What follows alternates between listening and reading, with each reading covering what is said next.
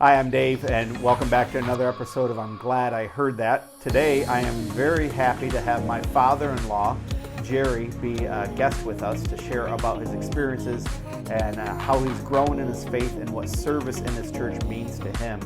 And so I want to say thanks so much for stopping by.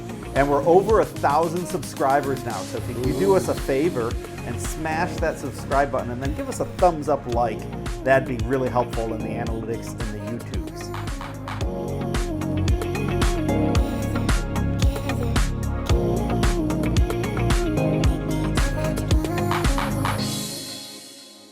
Jerry, welcome. Thank you, Dave. Good to be here. So today, for Jerry and I, we've had a long-term relationship. What's interesting is Jerry was actually a volunteer in the student ministry as a dad who would go on trips with his children. And him and I kind of became friends during that process. And then a few years after Kristen graduated high school, by that I mean, I don't know, a couple months, Chris and I actually started dating. And over the years, Jerry and I have had so many great experiences serving together in ministry, working with high school students. We've also had a lot of great family trips together. And it's just really great to be able to have my dad here to be able to share his heart with you. So appreciate you letting me marry your daughter. And honored. And hopefully you like the 4 kids that we've given you guys. Yeah, that's an added benefit for sure. Yeah. So over the years, one of my favorite things that I've gotten to do with you is a couple of times, Jerry and I, for purposes of the church, have driven to Mexico together, just the two of us. So we've driven across the country. In a big, huge bus. Yep, towing a trailer full of luggage. We've driven to Mexico, Florida, just him and I, a few times, and we've had a lot of great road trips over the years. And I know we always enjoy those times. And so we've really got to know each other. We got to know each other. Except for the time I got the ticket. That wasn't fun. Yes. And so I was complaining about my driving too slow, so I picked up the pace a little bit to make time, and that didn't work out so well. So. And when he was upset at me for getting a ticket, I'm like, it's not my fault. I'm not the weak person who gives in. Yeah. And so that didn't help. And so one of the things that I want to kind of take a start with, because I think it's so significant for all of us in our faith development and our learning how to follow Jesus, is like how we grew up and so forth. So kind of if you could explain to everyone your birth order, how many siblings you are, and a little bit about your childhood and your young adult years. Yeah, so my parents had 7 kids. I had 4 boys and 3 girls, and I'm the youngest of the boys. I have 1 younger sister. My parents both passed away when I was young. I was 16 when my dad passed away, and 3 years almost to the day my mom died, so I was 19 when she passed away. And then I've lost 3 brothers and 1 of my sisters so far. So, yeah, longevity is not in our cards for whatever reason. There's been a variety of reasons why everyone's passed away, but that's just the way it works. So. But yeah, just grew up right here in Madison Heights. Had a pretty normal childhood, riding bikes and doing silly things as a kid, and just having a great time. From my teenage years, what was really cool is my dad and one of my older brothers bought a boat. It was a project vessel. It was a 42-foot Chris-Craft, and we wound up spending a good portion of 2 years getting the boat ready for the water. And that was a lot of fun because it was a full family project, and we had a lot of really good times there. So, yeah, it was great. And how old were you when you and Kathy, my mother-in-law, got married? Oh, I was 20, she was 19. 19 years old. And how did you two meet? Oh, man. So there was a school function that we participated. We were both in co-op at the time, and we volunteered to do the school function. And I met her there, not knowing that she went to my school. Okay. So I was like, wow, who is this person? She is like beautiful, And little did I know she was a co-student in the same school. We had a pretty big class at the time. But immediately hit it off with her. We became very, very good friends over the course of the next 6 months, and eventually started dating. And we wound up working together at Murray's Auto Parts store right here in Madison Heights. And it was just a great way to develop a friendship into a relationship and then into a marriage. It was really cool. Okay. So you guys both got married young, Yep. right? And you kind of started off from there. And then So Murray's Auto Parts is kind of where you started your work experience. I know you had other jobs, typical jobs before that, but then you got to start at General Motors during your senior year, correct? Yeah, I full disclosure here, I was 18 years old, but I wasn't graduated from high school yet. So I got my job at GM working afternoons in March, and I graduated that following June. So it was a few months there where I had to juggle some things around, but made it work. It was great. It was a blessing in disguise because it provided, first of all, great earnings for me, but also healthcare benefits for not only myself, but for my mom and my brothers and sisters that were living with us at the time. So it was, because you were able to put all of them on your health insurance. yeah, they were all added on as shared riders, residence. and yeah, it was a real blessing to us. So yeah, it was a real cool turn of events. Yeah. And so what plant did you start at in GM? Detroit Gear and Axle. It was a Chevrolet plant downtown. I was a kid from the suburbs, and I had no idea what inner city life was like. And I was thrown into this crazy culture of like 12,000 employees. It was a city within the city. Oh my gosh. And it was just nuts. It was like I had no idea, So fortunately, my brother-in-law, who was chief of security down there, lieutenant, and helped me navigate through the whole, how you do things in the inner city, and not cause any problems. Just keep your head down and work hard, and you'll be fine. And that's exactly what happened. So wasn't it like blessing. Didn't they bring in cash trucks on payday to pay you guys? Like you bring your check to a cash truck. So yeah, on Thursday nights I worked afternoons. So on Thursday nights everyone got their checks, and the Brinks trucks would literally roll up on Holbrook there, and everyone would run out at lunchtime and cash their checks and get a fistful of money, and then next thing you know, at break time, all the cards were out and the money was on the table.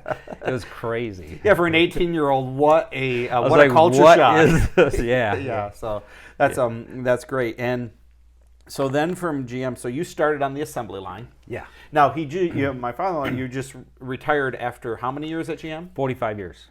45 years at that company. So. In that, you had so many different jobs over the years, right? You've moved up and you've moved around quite a bit, and so you and Mom at that time, you're married. How long were you married till Christian was born? How many years did you guys have? 5 years. So we were married in '79. Christian was born in '84, and it was great. That 5 years, allowed us to grow as a couple. Kathy's my equilibrium, so. She is, I would say, the person that I would lean on the most for wisdom and knowledge when I'm, making a decision or for just general conversation. She's the one who knows me more, better than I know myself sometimes. She can kind of see where my mind works. Yeah.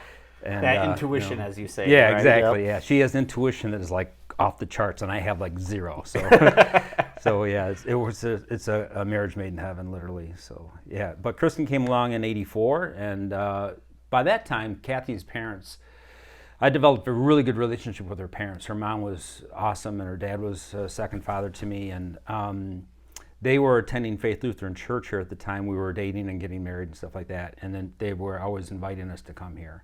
So in about 82-ish, we decided we're going to become members here. Oh, okay. So I went through the new member class. Kathy was already a Lutheran before that, so she just transferred her membership here, and it was great.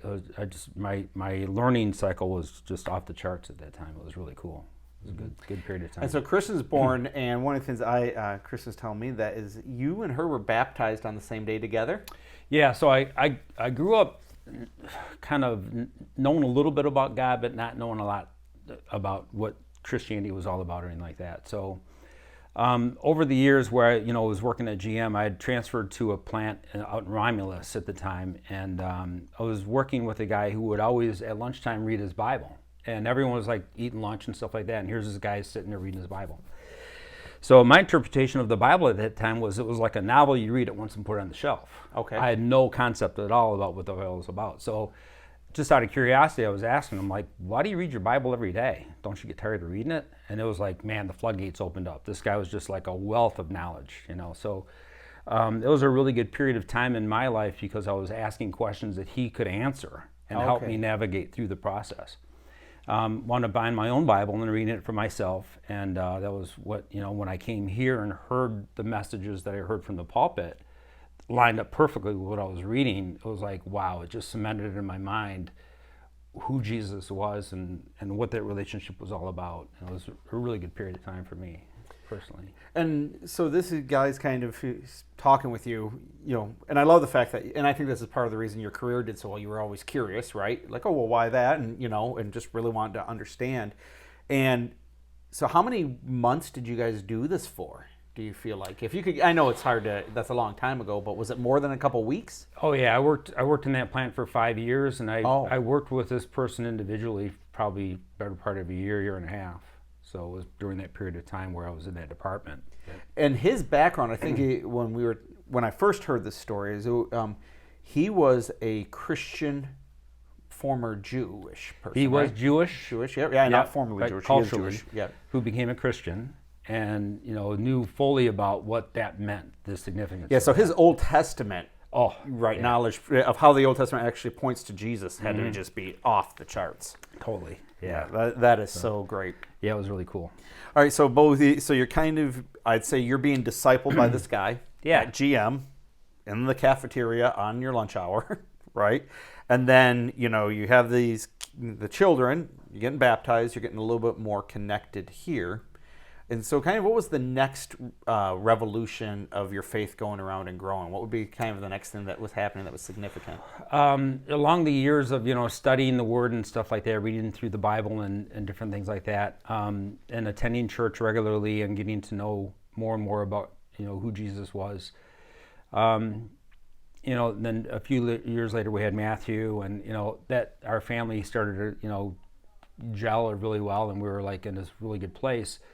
But there was something in the back of my mind that said, we attend church on a regular basis, and I see all these things happening, and I see a lot of people involved every weekend. I want to be kind of a part of that. And but I was struggling because I didn't know how to plug into that process. I just saw all these things happening on the weekends and all these people, doing things. I just didn't know a lot about it. So I became curious about that in terms of how to serve and so forth.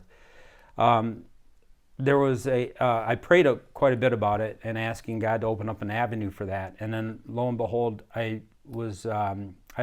noticed that there was a class that was being taught on spiritual gifts. If you're interested in serving, this might be a place for you to start. I was like, perfect, boom.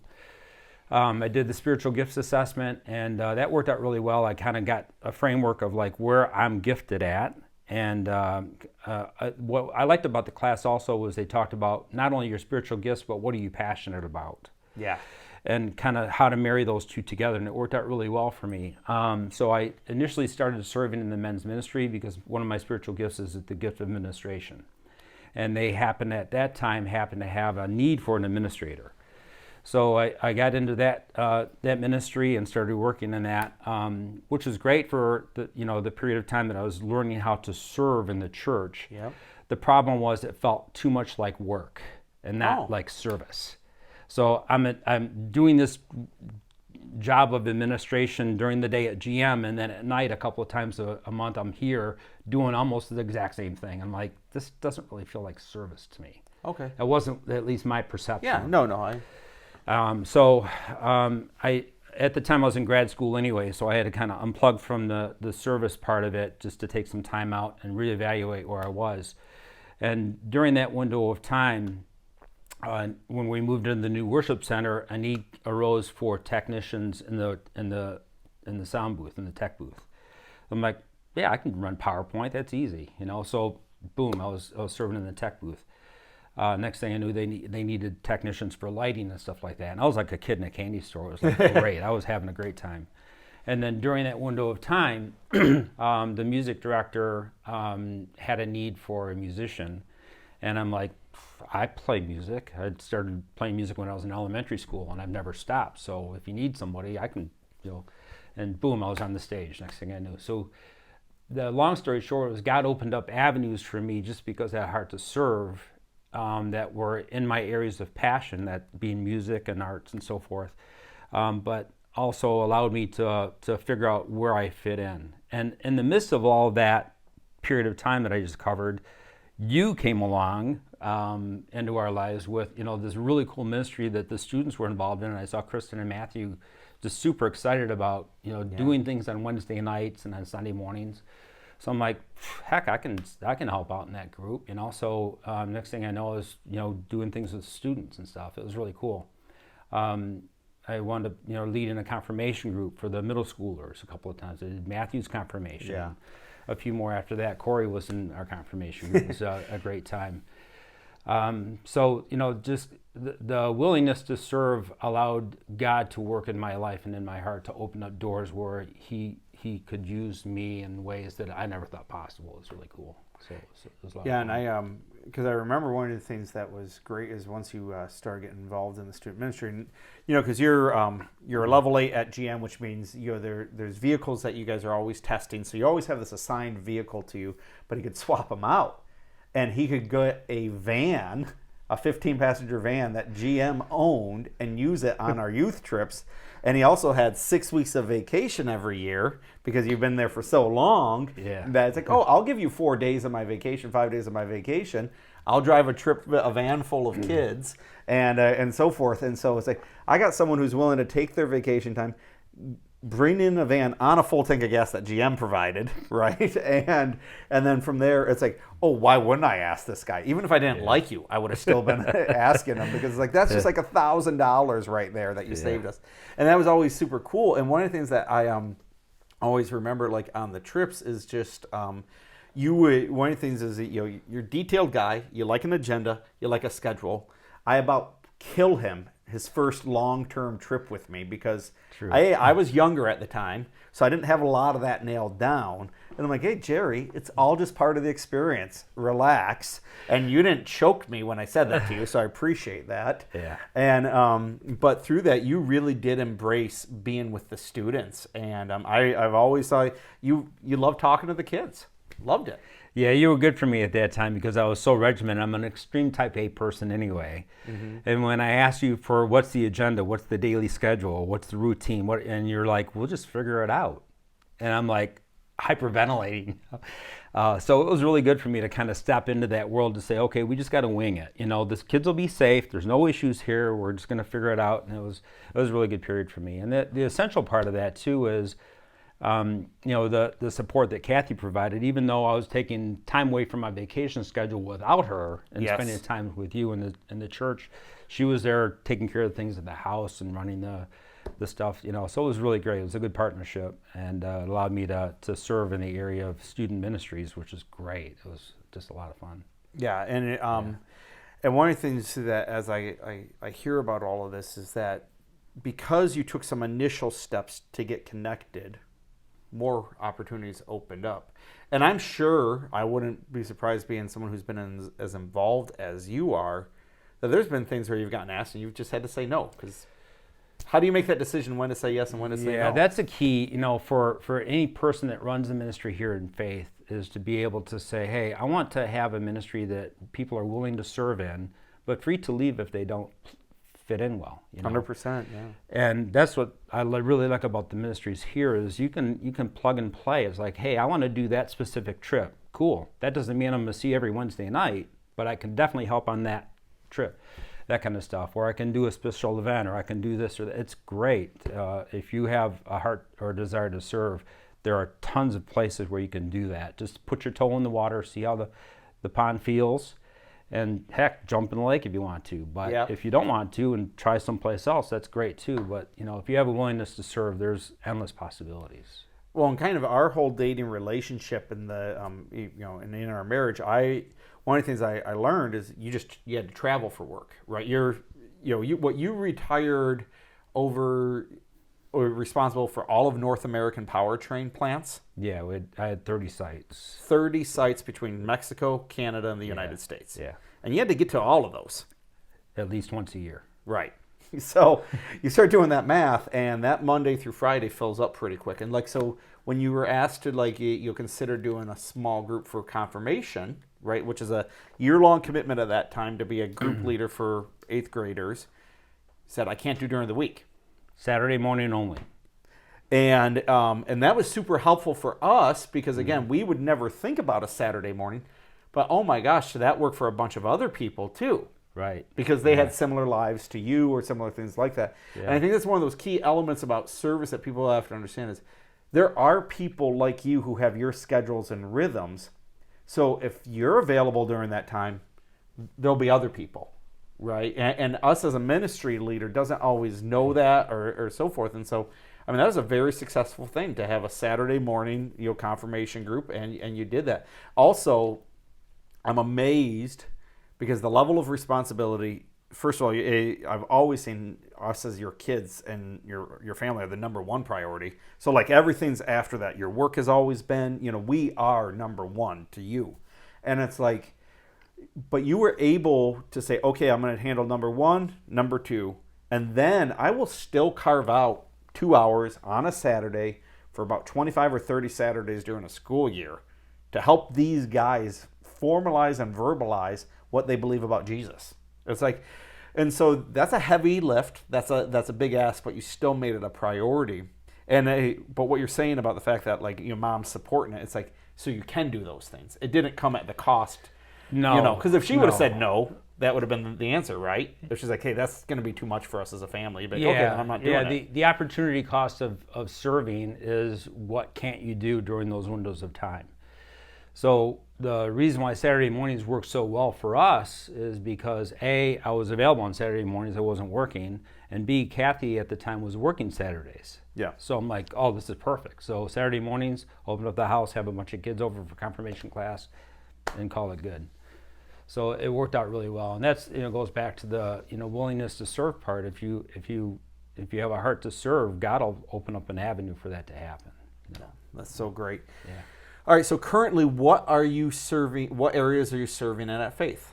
Well, I've been in the music ministry since the early '90s, so that's been my staple. And you play the bass, right? Love holding down the low end. Yes.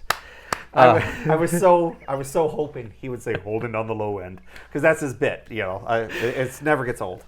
Yeah, so holding down the low end. That and I also serve as an elder. When Joe became our senior pastor, he asked me to be an elder, and that was an easy yes. And then since then, I've joined the council here, and most recently in the last voters meeting, I was elected the council president. So it's been a huge honor and blessing. Kind of came full circle because of my gift of administration kind of fits well with that world in a way that I still feel like I'm serving the church and the body as a whole. So it's just a really cool opportunity for me. Yeah, big time.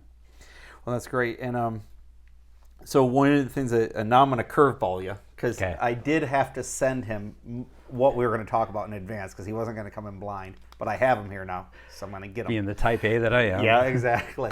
All right, right, so this is the part where I got to wing it? Yes, exactly. He has no idea about what's about to hit him.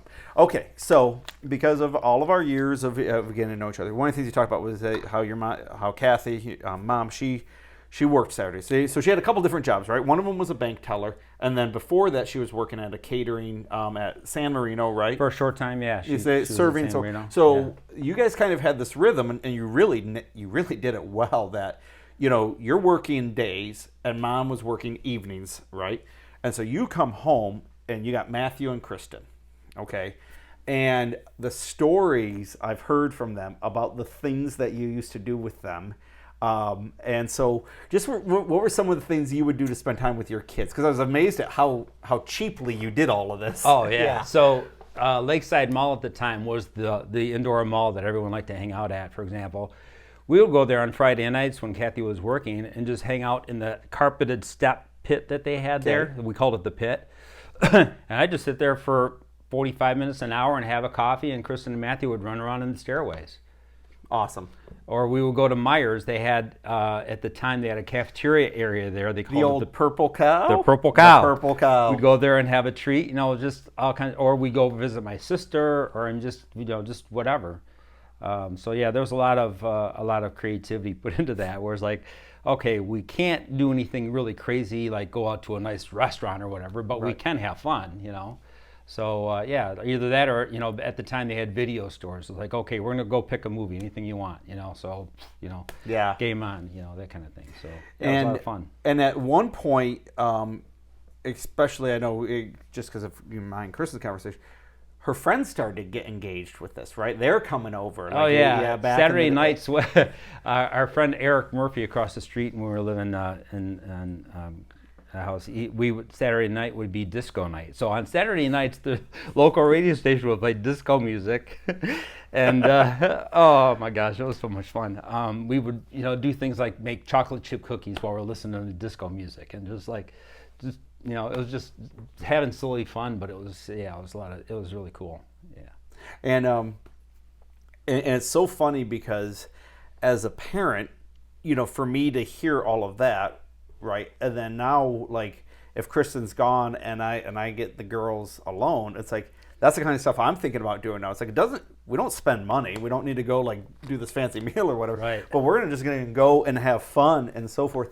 And one of the things that, like, and every dad does take joy in this, when you get to start to do things that embarrass your children.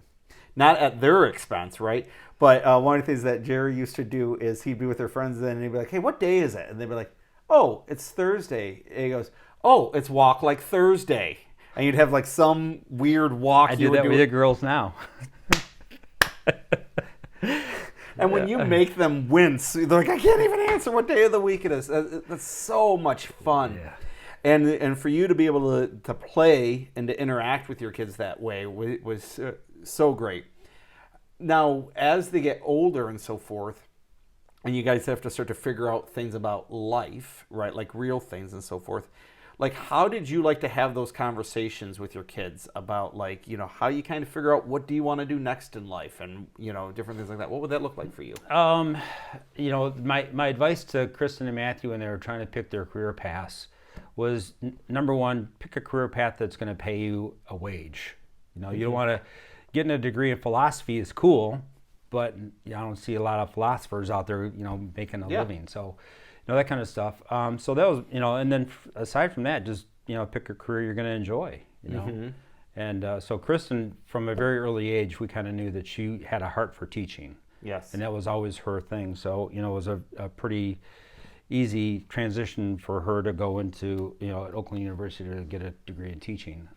Matthew always had a passion for music. And he had a pretty good mind for business, so he chose a music business career. Went to Full Sail and got a degree there, and he's a recruiter. He's doing great. Yeah. So, so it was pretty easy for us in that regard. We didn't have a lot of struggle in that regard because Kristen and Matthew both have really good heads on their shoulders and had a really good sense of what they wanted to do. So it was pretty easy for us.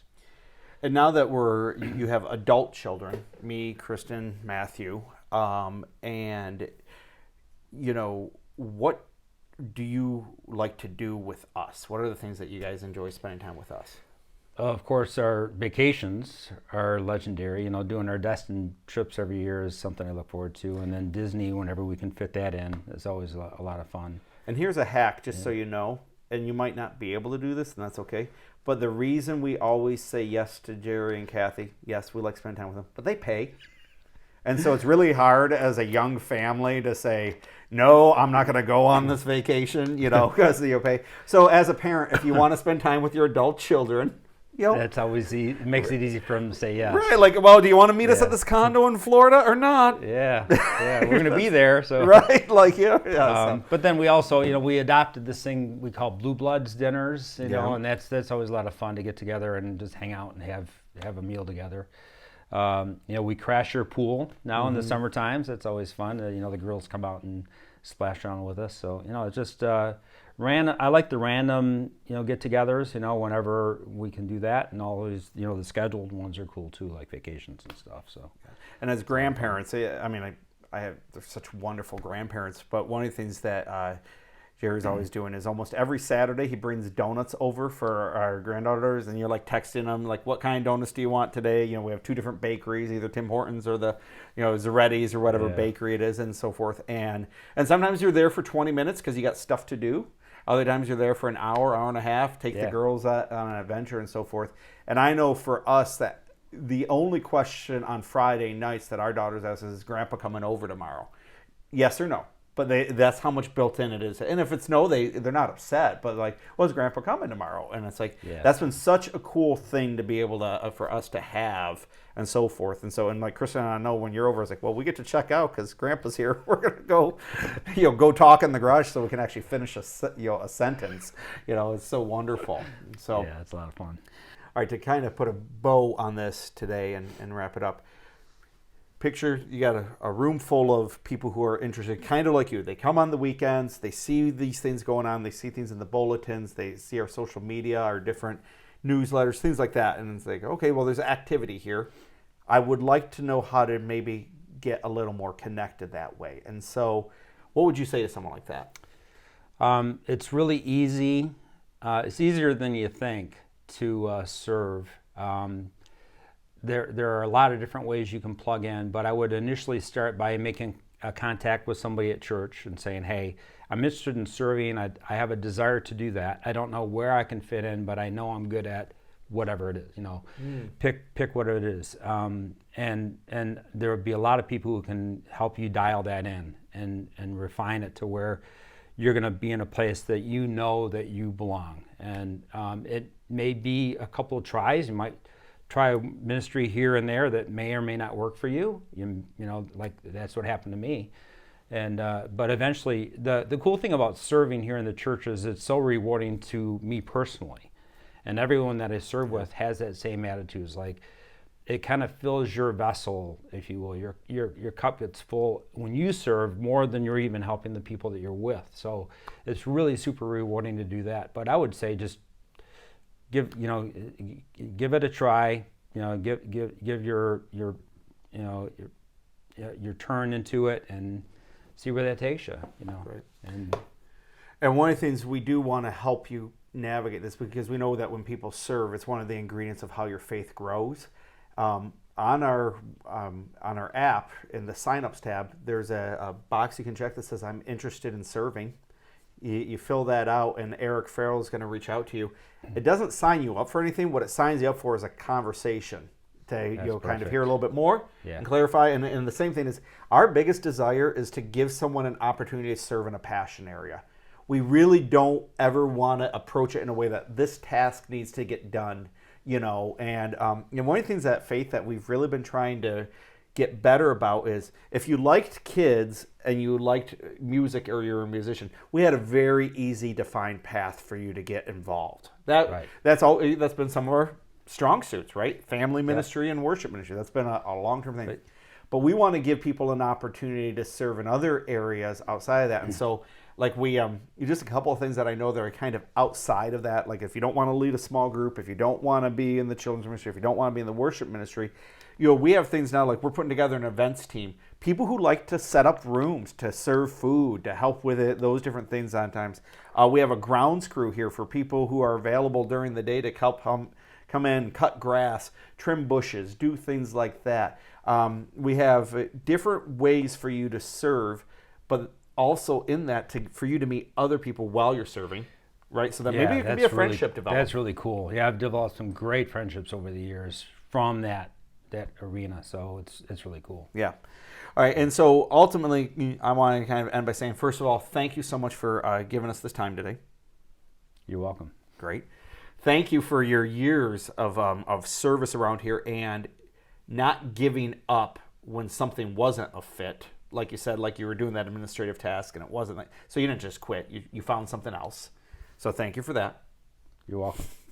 And finally, for me personally, for being one of the key men in my life who has helped me learn what it means to be a follower of Jesus, and for the fact that it's a weird thing when you get into the in-law world. I'll say this about Jerry and Kathy. I'm one of their kids. And for me to have that privilege of being in their family and being a part of it, and to never feel like an outlaw, right? Yeah. That's been the most wonderful thing for me, and I really love you and Mom, and so thank you. Well, you're low maintenance, so it works out well. Except when I'm not.